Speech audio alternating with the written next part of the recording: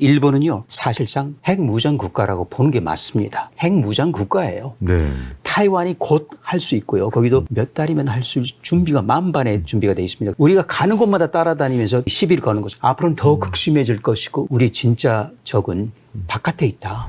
자, 지금 박종훈의 경제한방 서울대 원자력공학과 서균열 교수님과 함께하고 있는데 먼저 앞서서 일부에서 알아본 것 중에 하나가 일본 얘기였습니다. 사실은 일본은 전범 국가잖아요. 2차 세계대전에. 네. 근데 우리하고 일본하고 허용된 수준이 완전히 다르더라고요. 일본은 뭐 재처리 시설이라든가 우라늄 농축 시설 이런 걸 일본은 갖고 있단 말입니까? 다 갖고 있고요. 네. 아무리 일본이 기술이 덜 떨어졌더라도 5kg이면은 시행착오 다 포함해가지고 하나가 나오는 플루토늄 폭탄이에요. 이거 플루토늄입니다. 그러면 자 일본 실력이면은 10,000기, 우리 실력이 20,000기. 근데 그렇게 필요하겠습니까? 중국이 겨우 350기란 말이죠. 근데 앞으로 1,000기 간다고 합니다. 북한이 약 50기 왔다. 그건 제가 잘 모르겠습니다. 그런데 그러니까 저는요, 솔직히 말씀드릴까요? 북핵은 그냥 위협은 위협이죠. 진짜 우리에게 위협은 뭔지 아시죠? 중핵 1핵입니다. 왜냐하면 일본은요, 사실상 핵무장 국가라고 보는 게 맞습니다. 핵무장 국가예요. 네. 타이완이 곧 할 수 있고요. 거기도 몇 달이면 할 수 준비가 만반의 준비가 돼 있습니다. 그래서 지난번 장주에스하고 장진궈 총통 있을 때 다 다져놨기 때문에 대만이 재생에너지로 에너지 전환하면서도 완전 붙잡고 있잖아요. 그 이유는 거기서 이제 연료가 나오는 거예요. 그래서 저는 우리 진짜 적은 바깥에 있다. 중핵, 1핵, 핵은 그중에 살 덮일 정도예요. 그래서 우리가 가져야 된다. 그리고 이거는 논리적으로도 미국을 설득할 수 있다. 미국이 언제까지 그 세계 경찰을 할 수 없잖아요. 그리고 피곤하고 그리고 우리에게 청구서 던질 거라면 차라리 그냥 하고 그 대신 우리는 일본 정도까지 빠져 있을게. 딱 일본만큼만 허용해달라. 맞습니다. 일본만큼만 해달라. 우리도 농축할. 근데 이번에 그걸 허용 안 해줬습니다. 우리도 이제 20% 정도 가진 우라늄. 왜 20%냐? 일단 거기까지는 굉장히 보통 캐내면 1%가 안 되거든요. 그 우라늄 235가. 근데 거기까지 가는데 굉장히 힘들어요. 근데 거기를 갔죠. 그 다음에 20에서 90% 핵무기급은 탄탄대로입니다. 쑥 가요. 전기도 흐르지 않고. 그러니까 그게 마지노선이죠. 그게 한미 원자력 협정할 때, 개정할 때 일단 들어가 있었는데 거기도 독소조항이었어요. 미국 의회. 그러니까 미국이 하라고 해야지 할 수 있습니다. 근데 그걸 이번에 허용해 주지 않았습니다. 네. 앞으로도 허용하지 않겠죠. 그러니까 우리는 일본하고 비교하면 그렇죠. 내연남불. 미국이나 일본이 하면 연애고 우리가 하면 안 되는 거라는 아주 불공평한 힘이 없으면 그냥 굴종하는 거죠. 그 궁금한 것 중에 하나는요. 핵연료 재처리라는 기술이 방사성 폐기물 중에서 고준위 방사성 폐기물을 줄이는 데도 도움이 된다고 그렇죠. 그러는데 그 영향이 있습니까? 당연히 있죠. 말 그대로 재처리니까요. 원자로에 들어갔다가 나옵니다. 그러면 거기에는 이제 핵연료 봉들이 그냥 피복제에 쫙 쌓이고 4m짜리가 수천 개가 빠져나와요. 근데 이대로는 처리가 안 되니까 그걸 전부 파쇄를 해야 됩니다. 그리고 그 안에 이제 손톱만한 그 핵 소자라는 게 펠렛이 있는데요. 자, 그게 이제 그 산화물질이기 때문에 UO2, CO2잖아요. 이산화탄소, 이산화 플루토늄 같은 게 있어요. 그리고 이제 핵분열 생성, 세슘, 스트론튬, 요오드, 지금 후쿠시마 있잖아요. 몽땅 들어 있습니다. 후쿠시마는 그게 나와버렸어요. 녹아가지고. 우리나라는 안 나왔습니다. 그러니까 일본이 자꾸 우리랑 똑같다고 절대 같지 않습니다. 거기는 터져버렸고 우리는 터지지 않았어요. 어쨌든 간에 그걸 하려면 또 황산, 질산에 이렇게 녹여야 되거든요. 자, 그런 과정에서 분리를 합니다. 핵분열 생성은 이쪽에 분리하고 그래서 세슘, 스트론튬 같은 건 어디다 따로 놓겠죠. 그리고 거기서 쓸만한 거 플루토늄 239만 뽑아내는 거예요. 그건 이제 어디서 나오느냐. 보통 농축하면 우라늄 235만 있는데 5% 정도. 나머지는 238이에요. 보통 캐면은 238인데 보통 잘 안 터지는데 핵폭탄이 또 터집니다. 근데 538이 아까 불소식하는 중성자를 만나면 플루토늄이 돼요.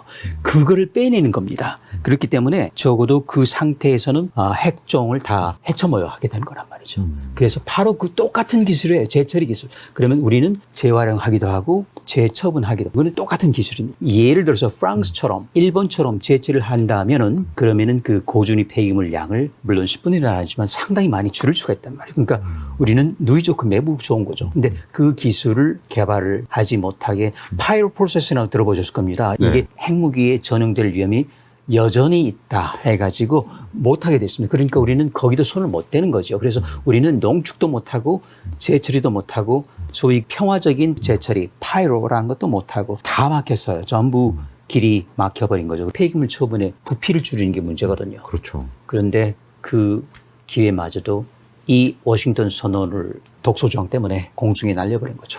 이게 저는 이 경제 쪽이다 보니 정말 심각하다고 생각하는 부분이 뭐냐면 우리가 유럽의 수출을 앞으로 2030년대에도 계속하고 그러려면 이 원전으로 만든 것도 친환경 인증을 받아야 되는데 그렇죠. 유럽에서는 딱 단서 조항이 고준위 방사성 폐기물의 완벽한 처리를 계획하라. 그걸 계획 안 하면 우리 유럽은 너 한국 거 안 사줄 거야. 이제 곧 그렇게 조만간 그렇게 될 거잖아요. 근데 문제는 지금 거의 그렇게 됐습니다. 재처리 기술이 없으면 우리는 고준위 방사성 폐기물을 처리할 방법이 없고 그럼 수출을 못 할 텐데 유럽에? 이런 문제가 생기지 않나요? 기자님 말씀 맞습니다. 유럽에 가려면 그걸 입증해야 돼요. 그러니까 아궁이만 들고 들어가는 게 아니고요. 땔감을 나중에 떼고 그다음에 처리할 기술이 어디 있느냐? 우리는 없는 거예요.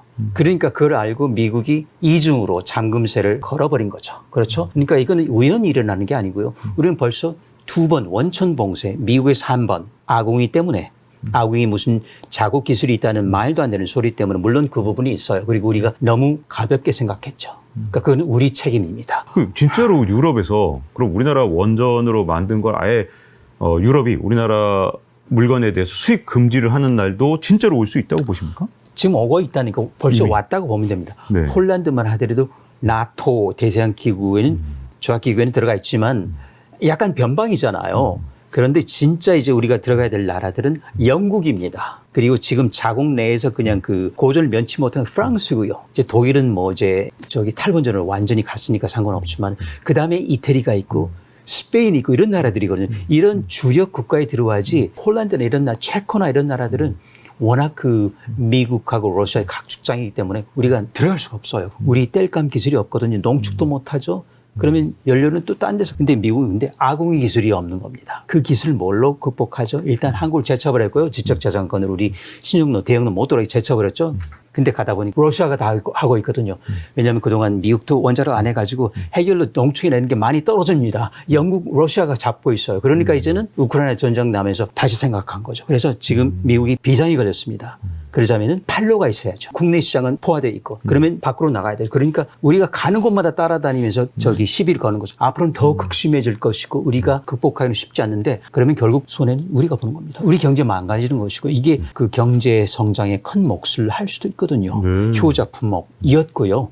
그런데 우리는 다시는 글쎄 2040년까지 10기 수출한다. 한 기도 안 될 것 같아요. 지금 우리가 이제 원전 관련해서 이제 중요한 여러 가지 기술들이 지금 원천 봉쇄된 부분들이 좀 있다 보니 걱정되는 것 중에 하나가 우리가 원전 중심으로 갈 때 이게 혹시 걸림돌이 될지 네. 혹시 꿈의 에너지인 핵융합을 진짜 할 수 있게 되는데 그때까지 갈 때 기술 개발 속도가 늦어진다든지 이런 게 가능할까요? 꿈의 핵융합은 항상 꿈인데 30년 꿈입니다. 네. 30년 전에도 30년 더 달라. 지금도 정확히 30년 더 달라. 그리고 2053년 가면 또 30년 더 달라고 합니다. 아, 그건 제가 과학자니까요. 근데 가긴 가야 돼요. 그게 상용화 되려면은 저도 기자님도 다 세상 떠나신 다음에 다음 세대쯤 22세기쯤도 중반 정도. 그러면 우리는 징검다리가 그게 바로 소형 모듈 SMR인데 나라도 5천억 투자해 스마트런 개발했고 원자력 안전위원회 표준 설계 인증까지 받았습니다. 하나도 못 짓고 버렸거든요. 왜냐하면 지을 데가 없어가지고. 그리고 또 5천억을 혁신 원자력. 근데 지금 혁신할 때가 아니고 팔아야 되거든요. 왜냐하면 지금 막 밀치고 들어오잖아요. 그래서 지금 뉴스케일이라는 회사 파산될 직전에 있거든요. 또 구제해 준 겁니다. 굉장한 투자를 해가지고 그게 또 경북 모초에 들어온다. 미국 내에서도 경제성이 없기 때문에 시립 전력 단체가 할까 하다가 이제는 안 되겠다. 수요자가 생기지 않으니까 4분의 1밖에 모집 못하고 주가가 나스닥에서 절반 밑으로 떨어져 다 날아간 거죠. 증발한 겁니다. 두산 에너빌리티가 기타 등도 투자하고 만들어주고 하는데 기본적으로 자기 나라에서 하고 운전하고 아 이거 문제 없네. 근데 이건 전혀 새로운 원자력. 그런데 사고 난다 하면 우리는 그때는 진짜 기도하는 수밖에 없어요. 원자력 역사상 이런 게 없습니다. 다 자국에서 짓고 좋아 하면은 타국에서는 예를 들어 우리가 이제 수입국이 되는 우리는 수출해야 되는 지금 수입을 먼저 하는 거면 아마 수입 먼저 하면 수출을 할 수 있다고 생각하는 것 같아요. 일단 들어오면 우리 거는 없어집니다. 산업에서는 1등만 살아남아요. 뉴스킬이라고 하는 회사가 보이저라는 이름은 원자로인데 이게 1번 타자예요. 그 뒤에 이제 2번 타자 테라파워 빌 게이츠 막 나오잖아요. 그냥 조그만 거예요. 대형 원자로보다 10분의 1, 100분의 1, 뭐 20분의 1 그런 출력. 우리 고리, 월성, 한빛, 하늘보다 굉장히 작은 거예요. 그런데 작으면 경제성이 떨어지죠. 근데 그걸 많이 짓는 거예요. 공장처럼 찍어내야지. 그래서 모듈이라고 하는데 모듈은 몇 개 가지고 나면 한 1000개 가야지 모듈이라고 하니까 와 이거 공장에서 찍어내나 보다.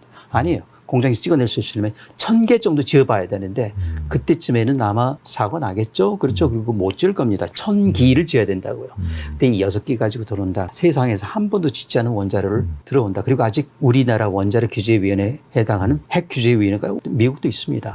거기서 아직 안전심사도 안 했어요. 이거는 아직 안전심사 서류 제출도 안 했습니다. 여러 가지 경제적 상황까지 원전을 둘러싼 상황까지 좀 확인을 해봤는데요. 근데 이제 앞으로 그러면 우리 핵 개발 또는 뭐 원전 개발이 우리 경제에서 좀 도움이 되게 하려면 무엇부터 좀 시급하게 좀 해결해야 될까요? 5천억 투자했다가 우리나라 원자력 표준 설계 인증까지 받았다가 지금 묻혀있는 스마트라고 하는 원자로 다시 살리고 그 혁신도 다 좋습니다. 거기 또 이제 5천억 정도 들어가고 그거 살려서 그걸 지어야 됩니다. 핵융합이 들어오기 전에 예를 들어 우리가 삼성이다, 현대다, 기아다, 쌍용이다 이런 자동차가 있을 때는 독일 BMW 들어와도 됐습니다. 서로 더 강해지거든요. 근데 우리는 아직 이게 없어요. 아직 종이도 아니고 마르지도 않았어요. 우리 기술자 머리에서 도면을 가지도 않았어요. 이 경제를 살릴 수 있는 원자력. 이거는 지금 할 수 없이 싫든 좋든 소형 모듈 원자로 소형로밖에 없습니다. 대형로는 이런 문제가 많기 때문에 그 턱을 넘기가 쉽지 않단 말이죠. 자, 그러면 이게 경제성이 안 맞으면 그러면 어떡하죠? 많이 모듈화를 하는 거예요. 근데 그 모듈화가 100기도 아니고 1,000기 정도 돼야지 그 효과가 있단 말이죠. 그 전까지 계속 돈 들어가는 거예요. 이거 만들어졌을 때 판로가 없다면 그건 또 우리 호주머니예요. 저는 굉장히 심각한 상황인데 어찌 보면은 오히려 원전계에서도 그냥 침묵하는 것 같아요. 자, 이렇게 서울대 원자력공학과 서균열 교수님과 함께 이 원전에 관련된 경제적 문제를 좀 다뤄봤습니다. 이렇게 나와주셔서 감사드립니다. 네, 고맙습니다. 자, 박종의 경제음악 이제 마칠 시간이 됐습니다. 다음 시간에 뵙도록 하겠습니다. 감사합니다.